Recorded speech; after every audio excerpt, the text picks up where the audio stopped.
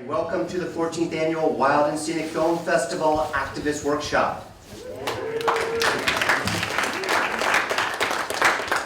Thank you all for coming out, and my name is Caleb Dardick. I'm the Executive Director of CIRCLE, the South Yuba River Citizens League, which is hosting this film festival. So thank you for coming out and not only supporting great film, but supporting a great organization that has been uniting the community to protect the Yuba River for over almost 33 years now. So thank you for all of you who are part of this amazing stewardship work that we're doing as a community. We have an amazing panel today, and I'm really thrilled. I put out the word to a whole bunch of people, assuming half would say no, and I'm so honored and pleased that everybody said yes. So, big round of applause for our panelists. It's an important issue. This workshop is entitled California Water, New Dams or Bust. And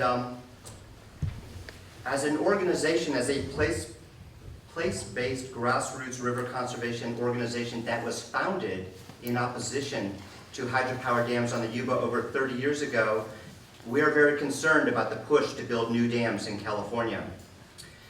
Some water managers say that new storage is the answer to persistent drought and climate change impacts. Many environmentalists have forcefully stated that dams are not the answer. Now this debate, which is a statewide debate, is here on our very own doorstep, as NID, the Nevada Irrigation District, is proposing to build a large new dam on the neighboring Bear River. So far, CIRCLE has not taken a position for or against, but we are working with the Foothill Water Network and to build an informed coalition ready for when the environmental review process starts next month. And I really view today's workshop as part of our community education on these very complicated issues and very, I'll leave it at that. So today we want to consider both the local and the statewide context for dam building in a changing climate. Allow me to introduce our expert panel of water managers, environmental leaders, academics, and state regulators. Jay Lund is the director of the UC Davis Center for Watershed Sciences and a professor of civil and environmental engineering. He has done many studies of use of water in California. Thank you for being here. And Jay's at the end. Maybe you could wave when I say Jay.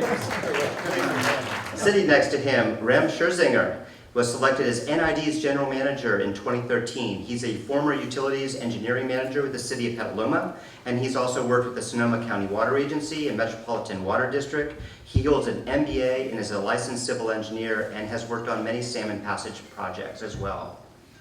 Next to him, welcome. Thank you, Rem. Next to him, Nick Wilcox, who has served for the past 7 years as an elected director of NID. After his 2003 retirement from the State Water Resource Control Board, where he supervised the Bay Delta unit, he had previously served on the Bay Institute of San Francisco. Thank you, Nick.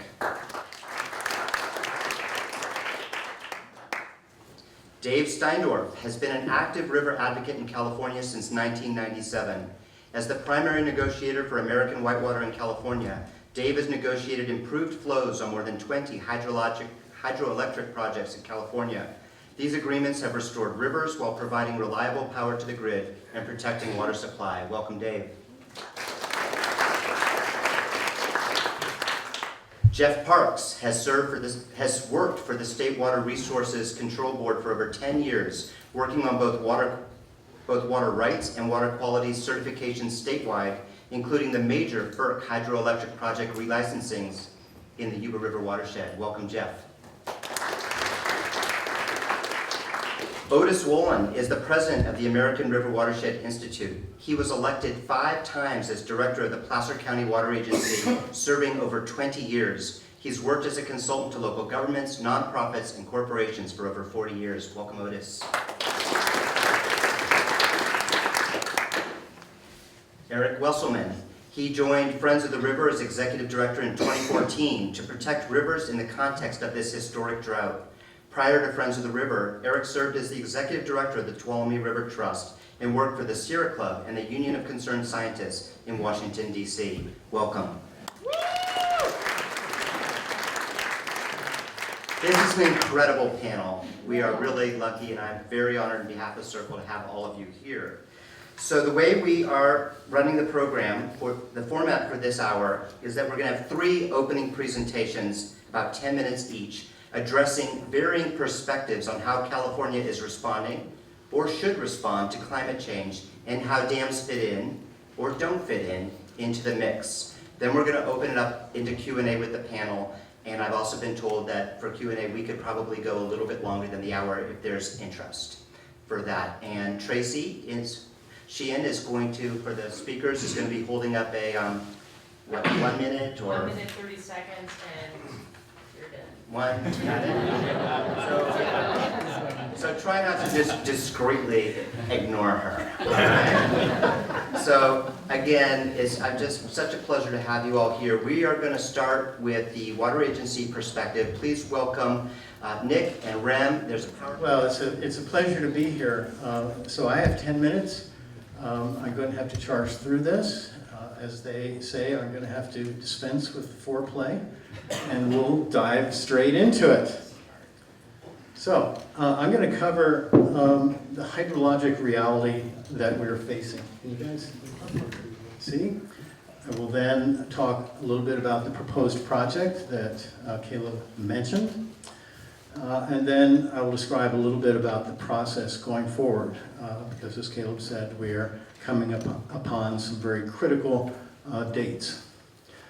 So I'm assuming that I don't have to address the issue of climate change and whether or not it's occurring, etc., with this crowd. If I do, meet me outside and we'll argue. But it is happening. These slides, and you can't see them too well, but these show the Sierra snowpack, and well, just about exactly 2 years ago, 1 year ago, and you can see that we have a problem with reduced snowpack. Last year was even worse. Last year we ended up the year with about 5% of historic average snowpack. This is a very serious situation for us because NID, like many Sierra water agencies, rely on snowpack as a major element of our storage. So how is climate change impacting NID as well as all of the other mountain districts? We are experiencing higher temperatures. Higher temperatures have a number of impacts on us. It increases irrigation water demand. It moves the snow line higher. It reduces the water content of the snow. Go back. Because the snow is melting off sooner or not accumulating as snow, it is changing the timing of the runoff that we get. We are going to be getting more frequent rain on snow events. I suspect that's kind of what's happening today. It's fairly warm out and we have had snow, and so we are probably ripening the snowpack as we speak, and this is a potential problem for us. When you have a rain-fed system, it's a so-called flashier system. You have higher peak flows and you have lower summer flows. And you know, think back over the last couple summers, we've had a couple of really bad fire seasons, and I was recently at a town hall meeting run by Representative Dolly, and the fire people were there. Fires are more frequent and they are more intense. Intense fires have enormous impacts on watersheds, and that affects us. Luckily, NID's watershed hasn't burned recently, although we did have the Lowell fire last year, but it was contained pretty well. But overall, and this is a key point, overall climate change has the potential to reduce NID's largest storage facility, which is snowpack, by about 120,000 acre feet. And where do I get that number? You know, we go up every winter and we do snow surveys. We estimate that our snowpack on average contains about 150,000 acre feet. The projections are that snowpack will decline by about 80%. 80% of 150,000 is 120,000. So that is a major reservoir that we stand to lose. So if you look at the average runoff in the high alpine region, you can see the runoff remains fairly flat, and then it peaks in May and tapers off into July, and that's due to snowpack melt. If you look at our historic, and I promise this is the only graph you're going to have to look at. If you look at our historic storage pattern, storage goes up, it fills, it flattens off because we are running the system off of direct diversion or direct snowpack runoff, and then we dig into storage starting in late June, early July. So that's the historic pattern. If you take this runoff pattern and reduce it all to rainfall, then you get a pattern that looks like this, where you get the most runoff in January and it tapers off as precipitation tapers off, in the spring and early summer. And that gives a storage curve that looks something like this, which is exactly what we got last year. And so the storage peaks much earlier. In fact, historically we began digging into storage in June sometime. But with the new reality, we're starting to dig into storage in March, and the net effect is that with climate change, we are offsetting the time that we dig into storage by about 8 to 10 weeks, and this is a very, very significant effect. So, theoretically, and I'm sure Professor Lund will agree, there are 4 sources of increased supply. You can withdraw from groundwater, and believe me, California is doing that. You can try and find new sources of imported water. You can build new surface water storage, and obviously you can employ conservation. So these are the four basic sources of water. And basically, there are 2 approaches to the water problem. You can apply demand-side solutions, and demand-side solutions where you're reducing demand and conserving water that way. You can do conservation. For us, we can look at canal encasement, canal lining, increased recycling of water, and we do all of those things. The interesting thing is that although these help with reducing the amount of water that we use, we are criticized when we do canal encasement and canal lining. So we can't win really. We get slammed either way. You can also increase supply side measures. We are working with Circle on meadow restoration, and that does result in some increased supply. We are actively working to recover space in our reservoirs. We recently, we are currently seeking to dredge tailings out of the Rawlins Reservoir, and we're recovering mercury at the same time, so it's kind of an innovative program.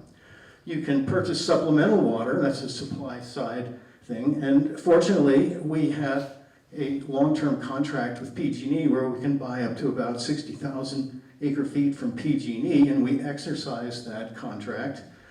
But the problem with that contract is that the prices keep going up and it may not be available in the future. So that's an uncertain source of water.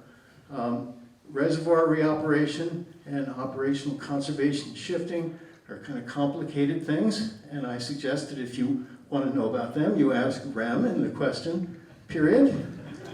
And of course, you can build new surface water storage, which is what this is about. So we have proposed the Centennial Project. Centennial would put 110,000 acre-foot reservoir lodged right between the existing Combi Lake and Rawlins Lake. The dam site is right there. This is a site that was recognized as being an ideal dam site in the 1920s.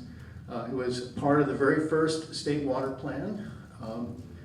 The state filed a reservation on this site in 1927, and NID went out and bought the Parker Ranch, which incorporated this whole area. Hence, the other name that you'll sometimes hear for this is the Parker Dam or Reservoir, because it came from the old Parker Ranch.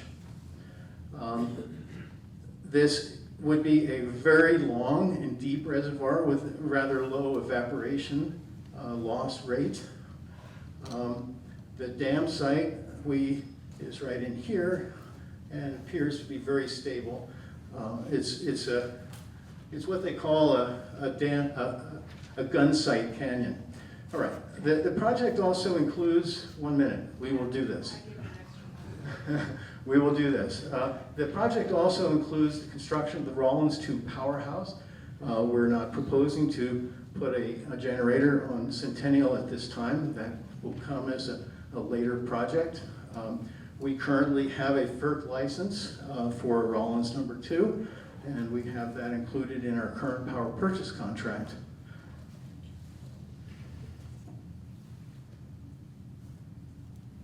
There we go. We are proposing to extend raw water service into this Magnolia Dog Bar Road area, and that's part of the project. And something that you need to understand is that the Army Corps of Engineers will be the federal lead agency for this, and I'm dead. Okay, we'll quickly go through this. The need, there are needs, and why here? Why here is probably an important thing for you to understand. It is a trapped section of the river. It is the section of the river with the fewest environmental impacts. It is not fully appropriated. And the timeline. The survey and geological work are complete. The land purchase is underway. We have many parcels in the queue. The Army Corps will be the lead agency for NEPA.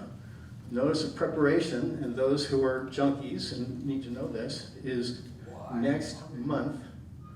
The draft ERAS will be out probably in 2018, and mandatory hearing before the state board and protest resolution 2019 to 2020, and construction to start in 2021, the 100th anniversary of the district, hence Centennial Reservoir. Thank you, Nick. Thank you, Nick. Sorry. Thank you so much. Round of applause for Nick Wilcox, our NID director. So could, if anyone who has an empty seat, could you raise your hand? I'd like to get everyone seated. Could all you folks who are standing follow these hands and grab a chair? And also, is there any way we can have lights in the back, just so it's not totally in the dark here? Alrighty, so, and you said it was 11 minutes?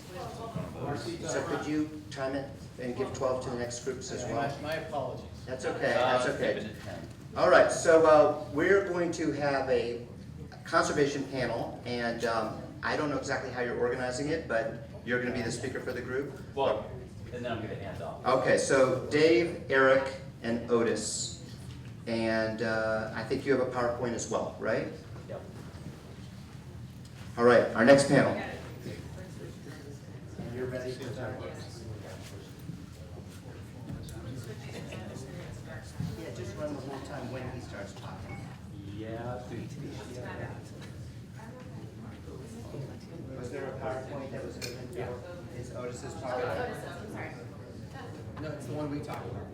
New dams and CA? All right. Is it this one?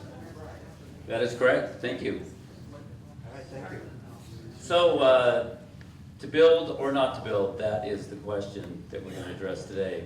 So I'm going to lead off for our folks, and then Otis is going to follow me, and then Eric Wesselman in there. So certainly at a festival like this, you know, we're all, for the most part, I think, people that are very passionate about rivers, and I could talk about love of rivers and all that. I'm a whitewater kayaker, rafter, avid fly fisherman, But let's face it, the choir's here, I don't think there's a big need to preach to the choir. So let's move on to what others are saying about these projects. So rather than invent our own criteria, what we decided to do is actually take what's in the California Water Commission criteria for new projects that could be available for Prop 1 funding. So, and this isn't the entire list, but this is what we pulled out as what we think are really the most salient criteria out of that. So first of all, the project needs to be cost effective. What does this mean? Essentially it means that projects have to produce water at a price that people are willing to pay for it. It's pretty simple. Second one, there actually have to be net ecosystem improvements. So this one for us gets a little bit interesting, that building a dam in order to improve the environment is a challenging prospect, but we'll allow that to stand as it is. The next one also just says that the net benefits, ecosystem benefits, as well as the water supply benefits need to be greater than the cost. Pretty straightforward, seems like a reasonable criteria. The next one, this one is really challenging. The proposed project needs to provide measurable improvements to the Delta ecosystem. Now, I think most of you are familiar with the issues in the Delta. It's in near state of collapse, so finding any storage project that actually is going to take more water out of the system is going to be challenging in order to maintain that ecosystem. But that's what it says in terms of the criteria. These are the criteria they said that has to meet. The last one, the cost share needs to be no greater than 50%. Okay, so let's look at, rather than look at the projects that are being proposed, let's look at projects that have actually been built in the past.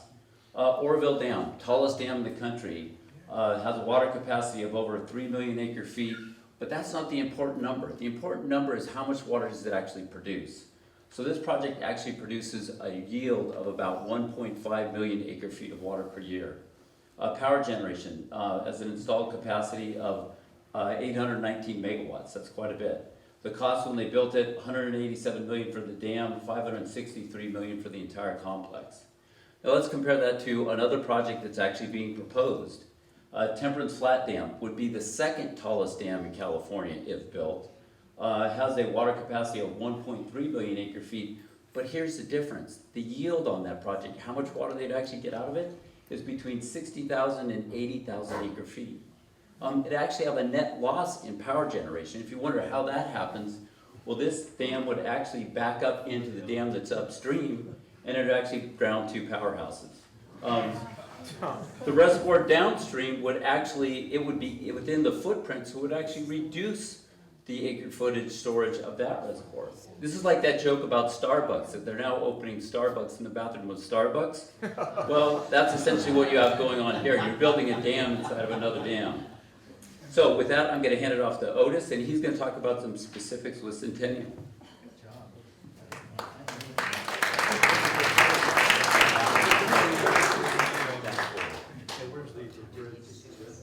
Red bean salad. Great, we're going to go pretty fast here and maybe have a couple of different views, trying to make 3 major points here. This is NID's supply, and this is what they actually, that's the average of the watersheds. This is from the urban plan. This is what they currently can store, and if they build Centennial, they could store that. Looks like a little bit of a stretch, but we're not going to talk about that today. I decided to look at this compared to some others in the state. Well, let's look at East Bay Mud, LADWP. East Bay Mud's actually not that different. They got 364,000 acre feet. NID's got 280. Of course, there's a difference in customers. There's a 1.3 million as opposed to 40,000. So how much water does NID have per person in this area? Well, for a year, East Bay Mud has 91,000 gallons per person per year. And NID has 2.2 million gallons per person. How could that be? Why would that be so?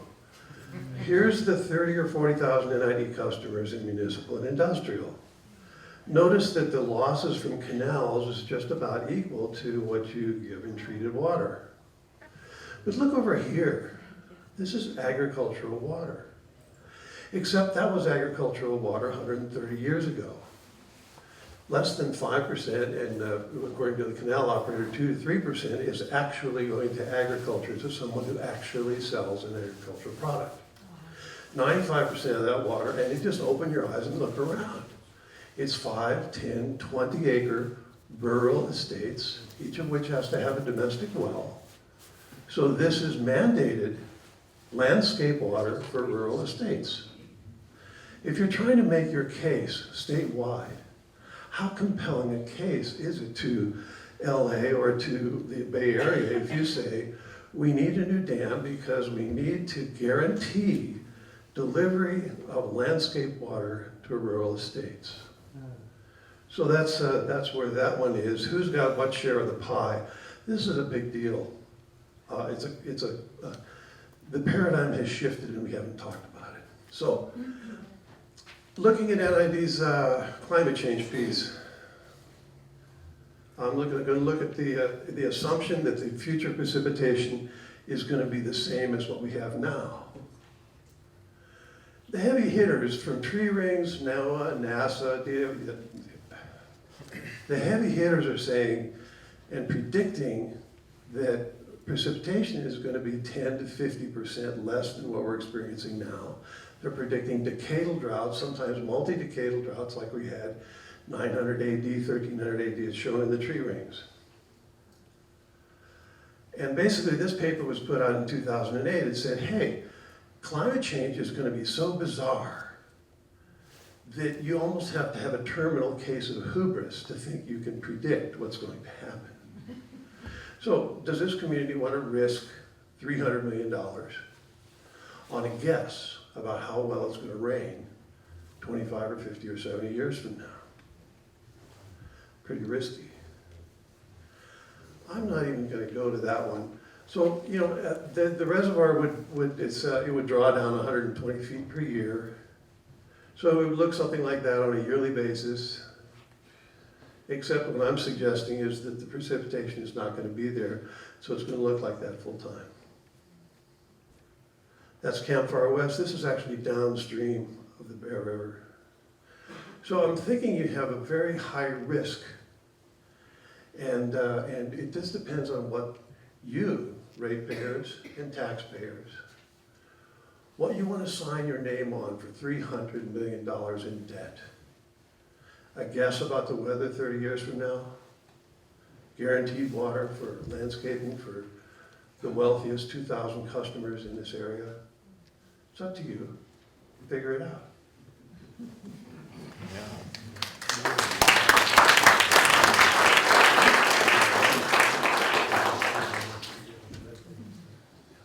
Okay. Hey, everybody. So I just want to take, 2.5 minutes to kind of put this project in a broader context of California and a broader sort of historic context. Flip through some of the slides, or just didn't quite get to there, but this is a map of California that shows all the dams that we already have in the state, right? So 1,400 dams and reservoirs throughout the state of California. We've been busy over the last 150 years building a lot of these. This has been the dominant strategy in terms of meeting our water needs in the state of California over that time period, is a heavy reliance on infrastructure pouring concrete into rivers, right? So I guess a key point here, I think, is that the system's pretty built out. A lot of the, if not most or nearly all of the key best dam sites are taken. And except for a few notable exceptions when the modern conservation movement came along and protected places like the North Coast rivers and a few others. But going back in that era, we really had some big plans. This map goes back to 1968, showing a lot of the kind of key infrastructure developments. Some of this, even a lot of it was built, some of it wasn't. And somewhere along the line, people came to the realization that these things are insanely expensive and controversial and destructive to build. Maybe we gotta stop building them. So in the 70s, this was the dominant paradigm, dominant kind of realization that we need to move on to kind of finding new and innovative ways to meeting our water needs in the state of California and start protecting some of the places that are near and dear to our hearts, some of the places that are incredibly special, that mean a lot to us, and also provide a lot of other economic values like commercial and recreational fishing. So now today we're seeing kind of a resurgence of this debate. We're kind of, it's almost like the merry-go-round. And I wasn't on the merry-go-round for the first few go-arounds, right? But here we are again in the context of a drought crisis, talking about, oh, we need to go back to this era of big dam building. We need to go back and invest enormous billions and billions of dollars of public taxpayer ratepayer dollars to put more concrete into rivers or offstream near rivers. And it's being done though in a different way. There's the crisis of the drought. There's also, oh, we need to build this stuff for climate change now. We've got to do this. We've got to do this to actually improve the way we can manage flows down rivers for fisheries. And a large part of this is marketing and sales, right? It's hard to sell dams to convince taxpayers and ratepayers to pay for new dams for water supply for a few. And so now spinning them in a way that is for, say, climate change adaptation is being done to access public dollars. This is how dam proponents can get at public financing to pay for their projects nowadays. And that's what the water bond is all about, and the criteria feeds into that. So now the sales job for these projects is definitely headed in that direction. And now other projects are in here too. So one that hasn't been talked about yet, Dave mentioned a few of the key big storage projects that are headed our way. Another one is Sites Reservoir. The Sites Reservoir is right on this map, back from 1968. And here's the California Water Plan. This is 1957, going back to building this funding and developing the state water project. Sites Reservoir is right in this one too, along with a bunch of the others that are being talked about now today. So these are not new ideas. These are old ideas that are being taken off the shelf, the dust is getting blown off them, and they're being sold to Californians and taxpayers and ratepayers. So what are the better solutions out there? Well, 40 years have passed since we thought we kind of closed the door on the debate about building new storage in California. Well, since that time, we've learned a lot. We have more tools in the toolbox. We just know so much more. So just in terms of contrasting it, the new dams would cost upwards of $9 billion, probably more, to increase statewide water supply by 1% to 2%. Meanwhile, Californians during the drought alone have conserved about 1 million acre feet, and that's conservation. And here's just a fun list of 10 things that we could do to improve efficiency, not conservation, but efficiency, making more efficient use of our water. And this is potential yield in the first column of these different things. And then this is just, let's just do 10% of what the technical potential is. You can do that 10%. Well, the big number, the potential yield, would increase our water supply or decrease demand by 20% almost. And if we just got to 10% of that, just 10%, it's about double what all the new storage facilities being proposed, or new dams being proposed in California would yield. And these are the citations for that. And I'll leave you with a photo of what remains of the San Joaquin River Gorge.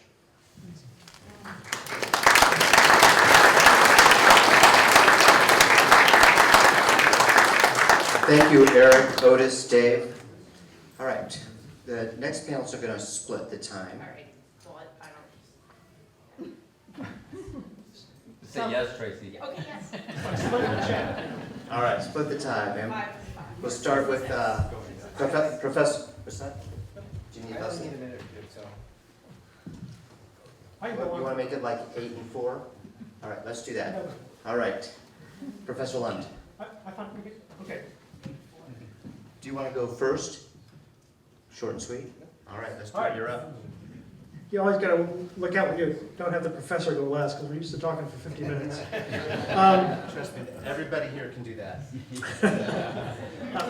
A friend of mine, a colleague at the university, did a calculation that there are 52 million minutes in a century, which means that the average university lecture is just a little bit more than a microcentury, which explains a lot about how students react. People always like to talk a lot about storage, either for it or against it. And recently, in droughts, you see more of that. In floods, you see more of that. The traditional way that we manage water in a civilized, modern, wealthy place is you build dams to manage things.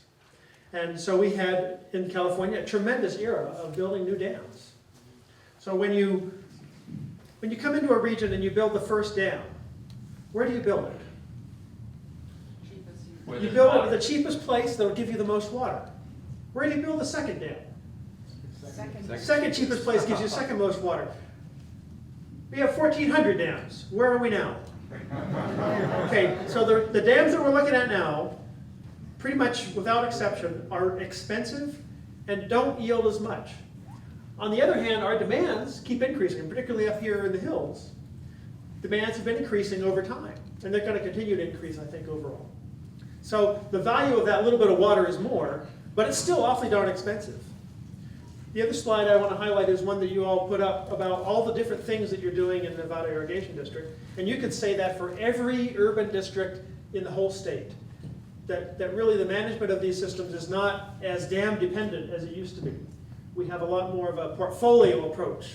It's sort of like if you got, I see a lot of gray hair out there, so the smart ones out there that have a diversified portfolio in their retirement.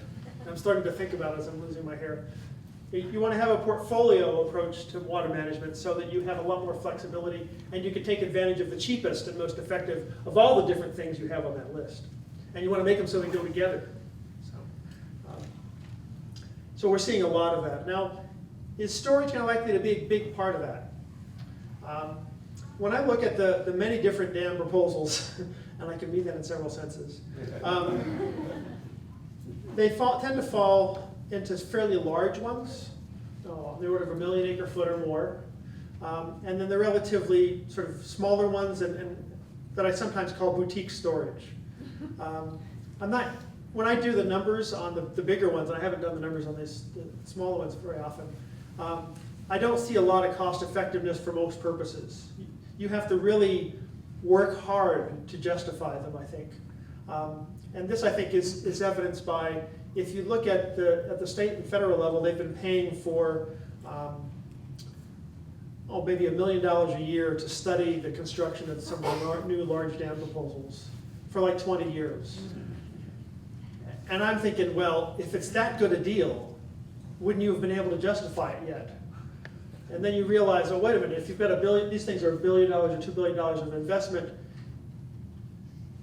the interest cost on that $1 billion investment is far less than the cost of studying it forever. So politically, I think it might have some value. Let me come back to sort of something being a little bit more positive. I think for this particular proposal, it might pencil out. My standard advice to people when looking at these large dam projects and the small dam projects is to pencil it out. Make sure it's really worthwhile. Go through and do the numbers on what's the economic value of the hydropower, what's the economic value of the water supply, how robust is that to changes in climate? Because you're right, we're not going to know what climate is going to be until it's 50 years after we're all dead. Okay, it just takes a long time. But I think with climate warming, particularly for this part of the world, even if the modeling that we've done is if you have the same precipitation in a warmer climate, you're probably going to lose 5 to 10% of the runoff, just with the higher evaporation off the watershed. For the kinds of water demands we have up here, particularly the agricultural side where they're growing pasture, they'll be irrigating that pasture longer because they'll have a longer growing season. So I would guess that demands would go up. Now, whether it's worthwhile providing the supply for those demands economically, it might not be worthwhile. California is a dry place. It's not always worthwhile to have no scarcity. There's scarcity in gasoline. We don't give it away. There's scarcity in land. We don't just give it away anymore. But we did when people first came here. So, well, what are the major points? I think I'm probably running out of time. 5 minutes. You did 5 minutes. Oh, okay. So I got to think of a dance or something up here.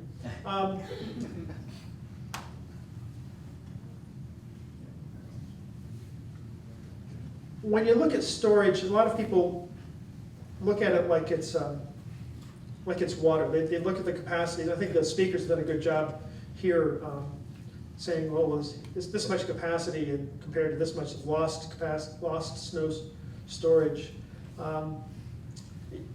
When people tell you about dams, they tell you about capacity. I think you should look at it like a refrigerator.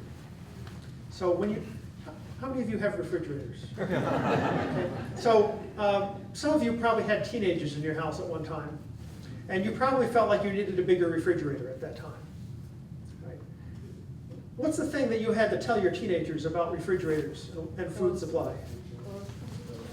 Aside from shutting the door, somebody has to pay to put food in there, right? So quite often, there's often a discussion about water storage capacity, but quite often I'm worried, particularly with the climate change in many cases, that there might not be enough food coming in to fill up the refrigerator.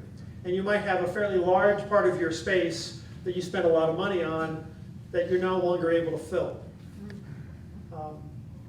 So I think you have to do the numbers on the water and the supply and what it's worth for the hydropower, the recreation, water supply benefits, and then tally it up and see how robust that is, just like you were doing a retirement calculation. You'll never believe those numbers when you do retirement calculations, but you do them anyway, and they do help you think through the problem. So I think the dams are the same kind of thing. Okay, I'll stop there. Thank you. All right, Jeff Parks, State Water Resources Control Board. Thank you. I'm going last because I get to build off of what everybody else said. But also, process-wise, if you looked at Nick's PowerPoint, we do kind of go last.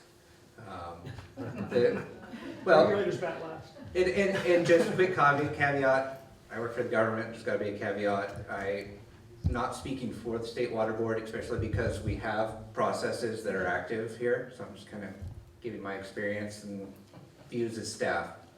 That out of the way. Couple quick important points.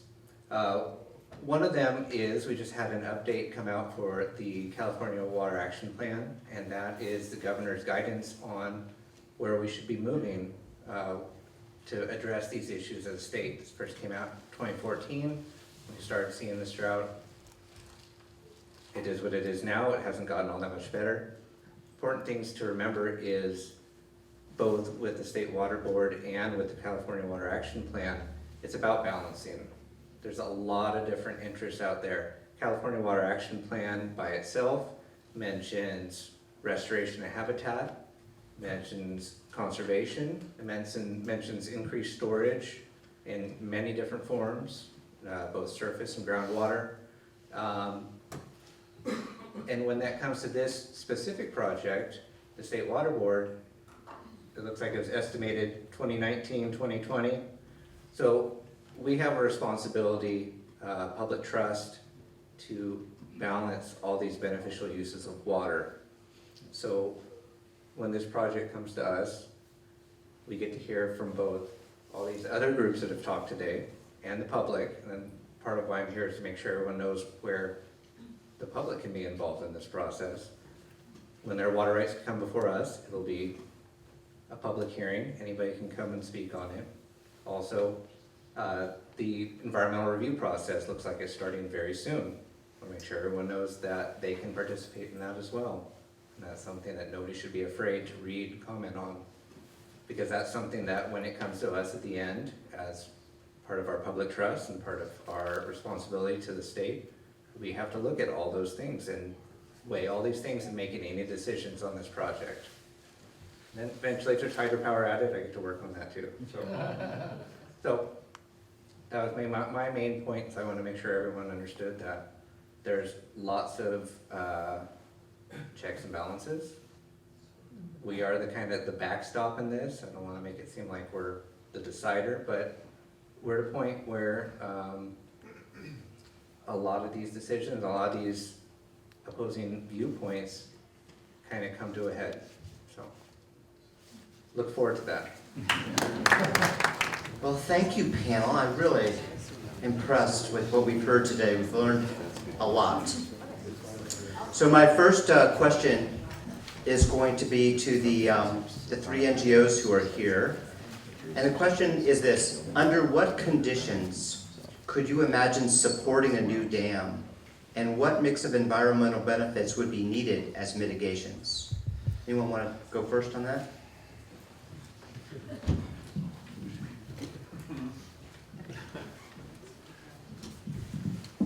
Well, actually, I think what was outlined in the criteria for Prop 1 is pretty clear. And if you could actually come up with a project that could meet those criteria, it would be okay. Going to what Professor Lund said about, we're looking at our 1400th dam, and if there were good ones out there, they would have been constructed already.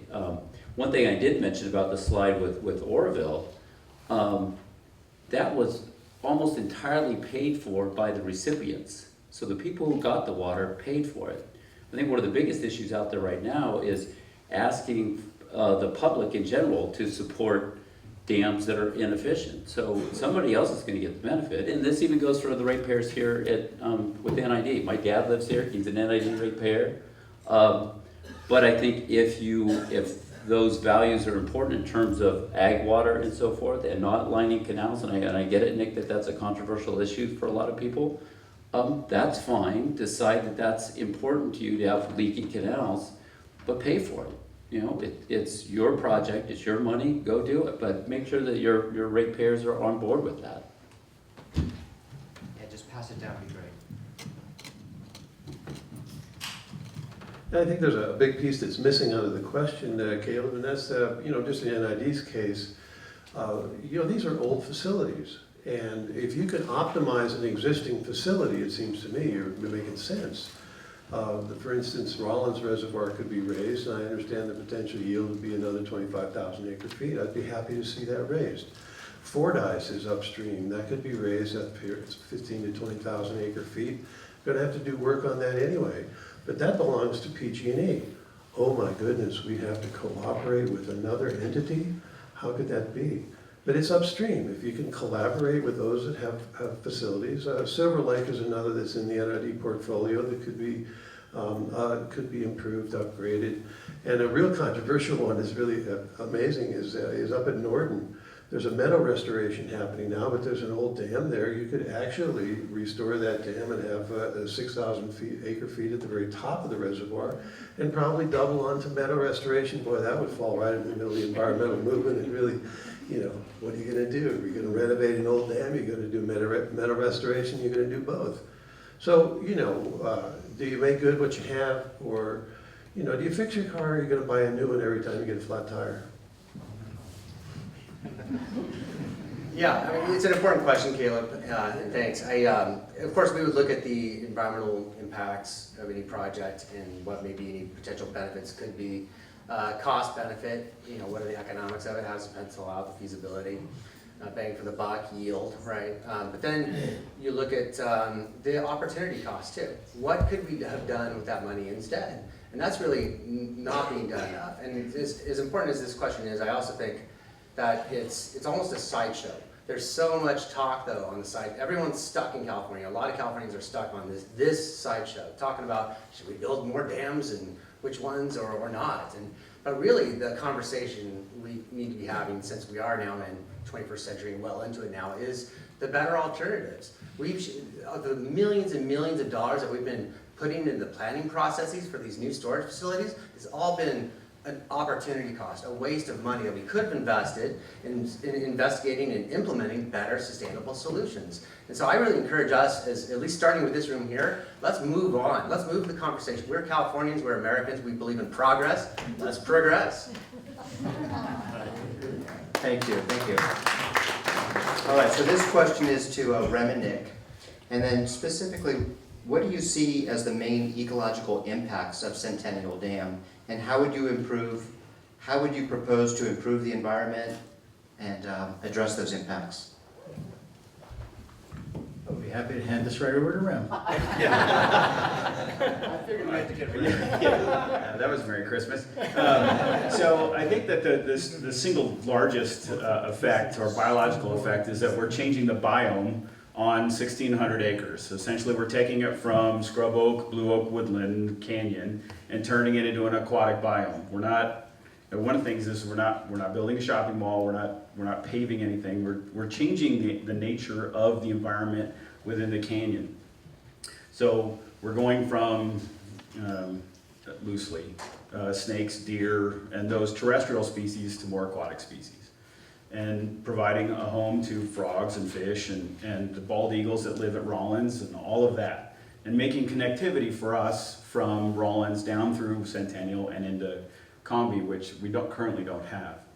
The other part of this is that as part of the project, we will be required to mitigate that shift from a terrestrial biome to an aquatic biome, and we'll have to provide protection for a quantity of land, anywhere from another 1,600 acres all the way up to whatever is negotiated.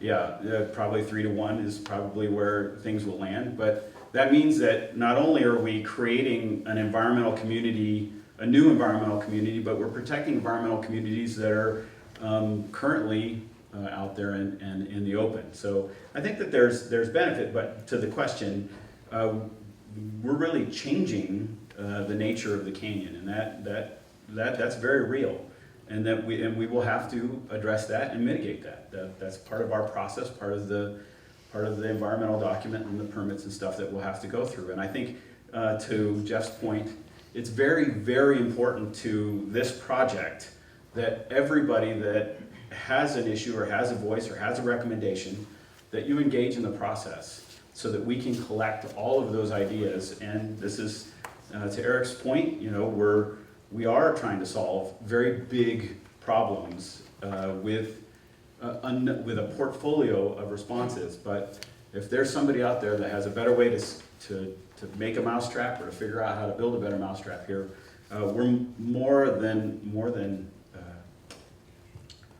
we're very interested in that. And I would like to address one thing. When we left dams in the 60s, we went straight to groundwater. And I think that we're seeing what happens to those groundwater systems when we rely exclusively on them. The population pressure in California isn't changing. It's not changing up here, and it's not changing down in the Bay or down in Los Angeles. And so as that population increases, we all need water. It is the thing that drives us. And so we have to find better solutions. And as the utility that's providing that service, we're supposed to be the ones out trying to find it and trying to find a better way to do it. So anyway. Thank you. Yeah. You know, listening to some of the discussion, it's been pointed out there are 1,400 permitted dams, and the assumption is that the 1,400 best sites have been developed, and that is not true. This site has been known and identified for a very, very long time. You know, it was not accidental that we went out and bought this site in 1927. The fact that we haven't developed it until now is just an artifact of how the district has developed. We actually filed for the rights to do this in 1921, and those rights got moved around, and they currently reside in Rawlins Lake. So we actually built the Parker Dam, and it sits inside Rawlins Lake. And the state filing for this has been hanging out there ever since 1927, and you know, it's a question of when it's going to be built. It's not a question of whether or not it's going to be built, to be honest with you, because believe me, it will be built at some time. All right, thank you for that. I'd like to open it up to the...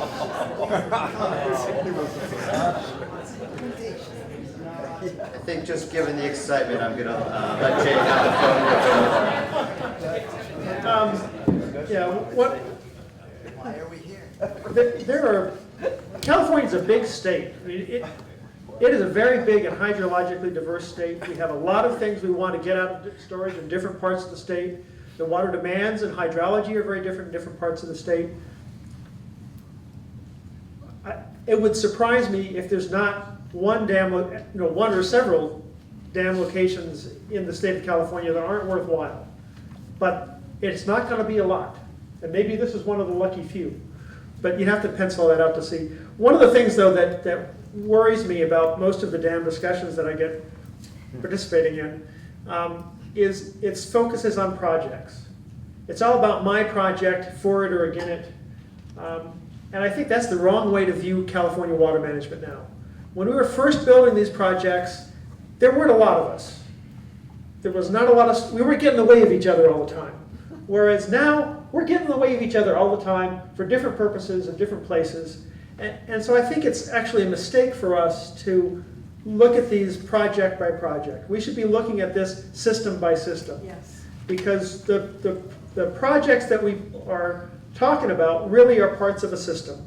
We're looking at it in terms of what does it do for the hydropower system? What does it do for the overall finance system and water supply system of NID? What does it do for the environmental system of anadromous fish in several different runs in different places? What really frustrates me is to see how unproductive our conversations are for the purposes of all these systems, when we talk about these things project by project, and we distract ourselves from talking about purpose by purpose and system by system.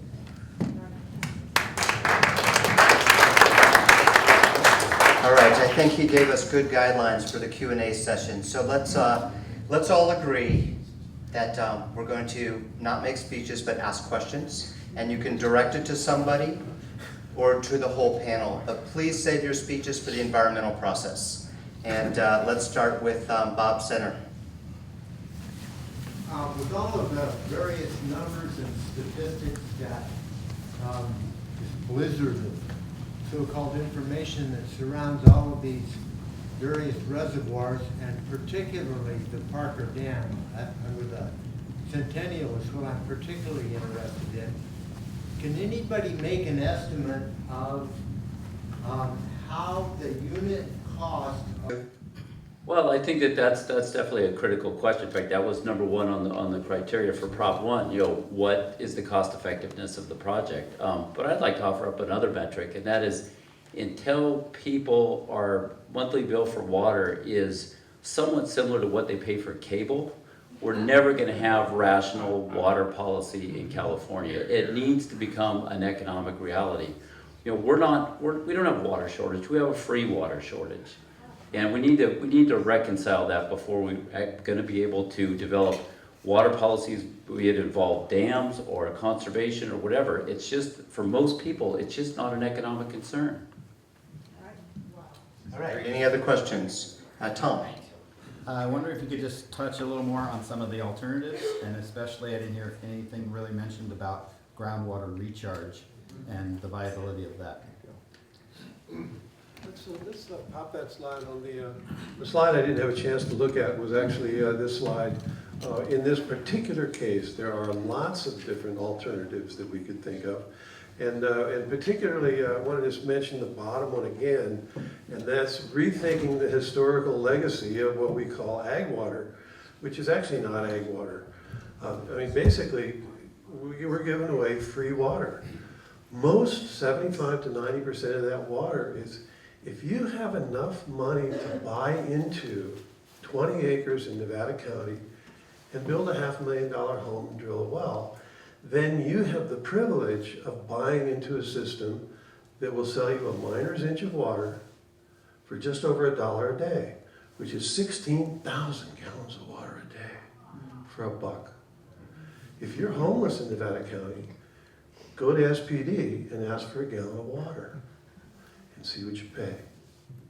So that's the kind of social issue that we are embarrassed to talk about. And quite frankly, I feel it for these guys in NID. I was on the board in Placer County for 20 years. And when you change a paradigm, everybody starts pouring it in your elected ear. And they give you hell from morning to night until you're just so sick of it you can't believe it. So a paradigm shifts, it's always uncomfortable, and everybody's going to give you hell. You don't know where it's going to go next. But this is a serious one. We got social equity and social justice issues that have to be weighed in with, along with all of this other stuff. So it's very complex. All right, thanks, Otis. Did you have a question? I do. I change it. You want to stand up? Bob asked it. You want to ask the question? I'll change it just slightly. Do you have a number in mind as to if the cost per acre foot for developed acre foot, is there a number that you wouldn't build a dam at in today's dollars? Yeah, I think that's a real that's a great question. You know, how much is too much? I think that we know that to encase the 453 miles of open canal that we have would cost a little north of $500 million.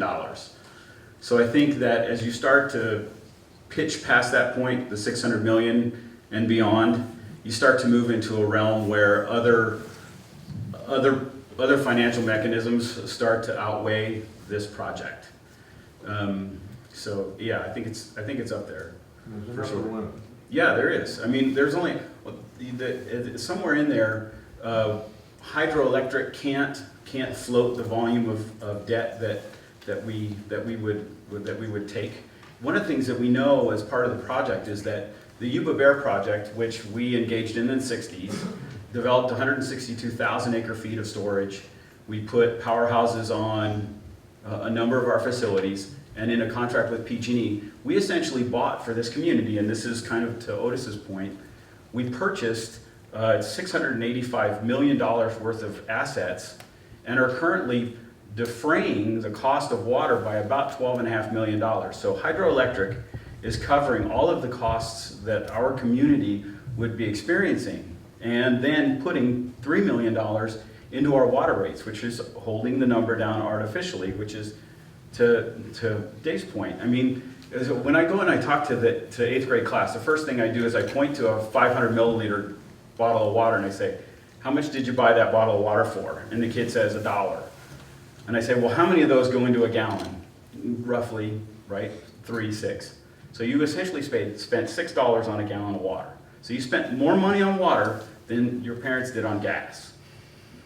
That'll stop them cold.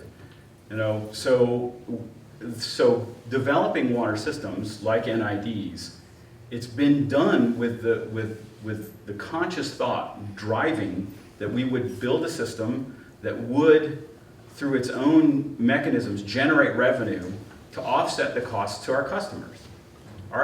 You know, there are members in this room right now that are purchasing water from the district for agricultural purposes at a diminished rate. When you talk about folks in the Central Valley that are buying water, they're buying water at hundreds of times more than our customers are.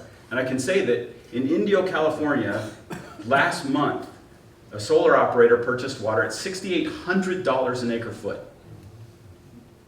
That's insane. The water that's coming out of the Poseidon desalting plant in Carlsbad, California, to supply San Diego, $2,000 an acre foot. If we charge that kind of money, the boutique agriculture, because it's not all equine. You know, we have a number of truck gardens up here. We're providing a lot of food economy up here, and that is truly the fabric of our community. It's very, very important that an irrigation district, our prime directive, is to protect.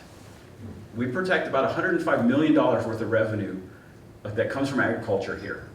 All of the local products, everything that is being done here is being done because of the district. And so it's very important. But there is a price point where we as the financial fiduciary custodians can't, it doesn't pencil. So like temperance, because temperance doesn't work, sorry. That's right. Yeah. I guess, yeah, the only thing I would add to that is, as you start using OPM to finance some of these projects, other people's money, then the dollar amount, that upper limit that you asked about could go up, right? So if the beneficiaries are paying for the project, then the beneficiaries or the project proponents are forced to go through that more rigorous cost-benefit analysis. So, but now we're talking about public dollars being pursued to build projects like this. Great questions. All right. What's your question? Stand up, please. So this is for Ram. I understand that 170 landowners would be affected by the impoundment of water behind Centennial Reservoir. And I'm wondering if during this process of purchasing people's property, should the project not take place, what would their recourse be to restore their property rights? I think that should the project fail, I think that those properties could be returned to the property owners. I don't see At them. what cost? I don't know the answer to that. As a public entity, we would have to go to the market, it has to be appraised, and it has to, that's how that transaction works. So it wouldn't be for the same price that you purchased it for necessarily? It wouldn't necessarily. I think that just given how the appraisal process works, it would be whatever the fair market value was at the time that the transaction was being contemplated, for sure. All right. Thank you. I see the hands. I'm also looking for if there's other women and people who want to speak as well, but go ahead, sir. First, full disclosure, I am one of those folks who will be displaced by the Centennial Lake, and my own property will be flooded. But my question is actually, I'm trying to put that aside. to Professor Lund, you talked about penciling it out. We should pencil it out. There's a stretch of free-flowing river right now that's going to disappear and be replaced by a lake. And that's happened all over California so many times. And that's a cost. How do I pencil out the cost of that? The replacement cost is infinite, right? Yeah. Well, we live in a, like I said, we live in a complex, dry place that has a lot of stuff going on. Everything we do, there's no perfect solutions in California water. This makes it such a wonderful thing for it to be a scholar about. It's terrible to be a stakeholder. But we're not going to do anything, including doing nothing, that doesn't screw something up, right? Even if we do nothing, we're screwing something up. Jacob Katz behind you can tell you all about this, you know, how continuing to do things the way we're doing it now is screwing it up for fish with hatcheries and the like. So we're always going to have to make these trade-offs. I just want us to pencil it out so that we know what we're doing. But how do you put a value on that? I don't always put a value on it because there's a lot of things that we have value, that we value, that we have a hard time putting dollars to. I mean, I like putting dollars to things whenever I can because it makes life simpler, just like we all do in our lives. But there are some things that are pretty fundamental to us that we don't like putting dollars to. But I want to put enough numbers to it so they help us think it through. And that way, when we're having a conversation between different people that have different interests, we can go to those numbers and say, this is what I think is going on, to help structure our thinking mostly. In terms of the free-flowing rivers, I completely agree. We have almost none of them left. This particular stretch would not be called a free-flowing river because it's downstream of a reservoir. So it's not really free-flowing. It probably flows sometimes. When the hydropower units let you, I guess. All right, thank you. Gordon? This is going to sound like a speech, but there's a question at the end. I don't know. You're up. Somebody else. You can do it short, because we only have a few minutes. So I almost don't want to let you off the hot seat with that question, because I think that's the question. And I just wrote down a couple of impacts that I'm aware of that these are externalities that don't go into the equation. So reservoirs increase carbon dioxide emissions. Reservoirs continue to ruin the delta, which is in collapse. Reservoirs have cultural impacts. So there are all these things that aren't being penciled out and aren't being paid for by the users of the water. And I wanted to ask you guys if you were aware of other things that need to be incorporated before we're truly talking about this idea of penciling it out, which doesn't go on right now. Exactly. Who wants to take that? Jake, you want to start? So if you don't pencil it out, what do? You throw mud at it? I mean, I don't understand how you have a civil conversation on a complex issue if you don't pencil it out. I mean, we do it with city budgets, we do it with everything. Now, there'll be controversy about how you pencil it out. I'm not questioning that at all. I'm in the middle of a lot of those things, but you know, I can certainly understand that. But it's a far less civil conversation if you don't try to pencil it out. And you'll never be perfectly happy with it. Yeah, but the current value assigned is All right. 0. Well, it doesn't show up in any. Well, then, Let's not have crosstalk here. We got a few. Jeff wants to get in, and Dave and Otis. So you definitely asked the provocative question, Gordon. Well, and I'll just tell you, when it comes to the environmental review process, to be very frank, what you're going to hear is things like the benefit of a project outweighs these unmitigatable things. So the things you're discussing would probably be categorized as unmitigatable. But how these things move forward, because there's a lot of projects that are unmitigatable, what you would likely see is something that says the overall benefit when it comes to balancing at the end of the day outweighs those unmitigatable things. And I'm not trying to say that makes it better or worse, but that just process-wise, that's how these things get dealt with. All right, I have like 4 more people on the panel who want to respond, but we're actually gone over time. So a couple quick things. How many people are interested in learning more and participating locally on the Centennial Dam project, irregardless of your position? Okay, so listen carefully to what the answers you're going to get. I want to ask NID, how is the best way for people to participate and be on your list to receive timely notification? Send an email to centennial@nidwater.com.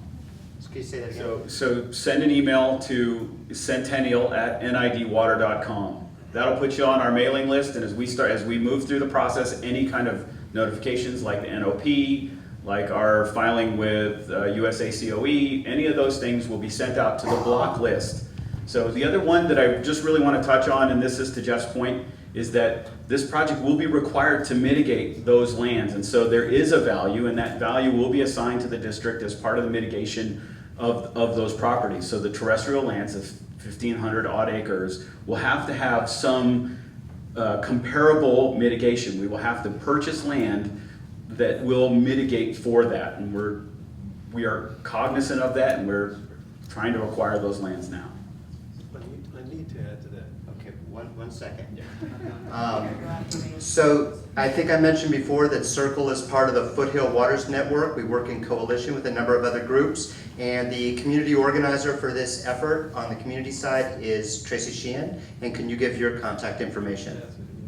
Sure, so it's Tracy, Traci, at, is that right?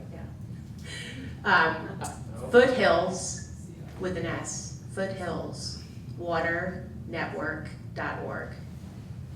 So write that down. Or come outside and there's a map there. And what's the other one? SaveTheBearRiver.com.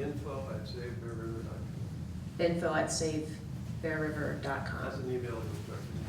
Okay, so that's Otis's email. We'll also on the yubariver.org page have under issues, the Centennial Project with information updates, but I encourage you to not only organize, but also to go directly through the process and sign up with the NID so you get timely notification. And I think just a last question one question for Jeff is, what is the best way for the community, for people who want to be engaged to comment effectively and participate effectively in terms of the regulatory process?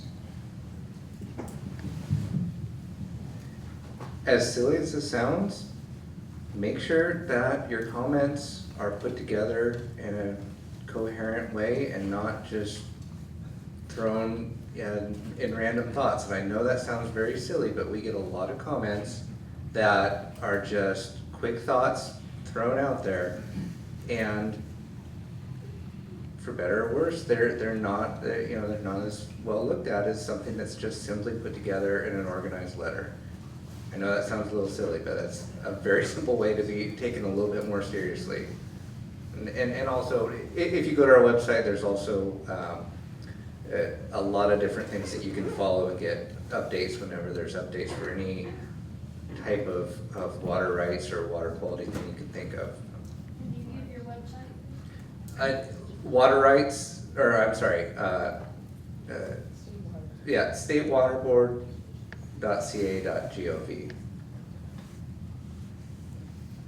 And then for Professor, if a lot of this is complicated issues, for some people it's not so complicated, but for those who find it complicated, how would you suggest that the public educate themselves so that they can think and sort of develop their opinions on these important water issues and storage issues and all the conservation issues?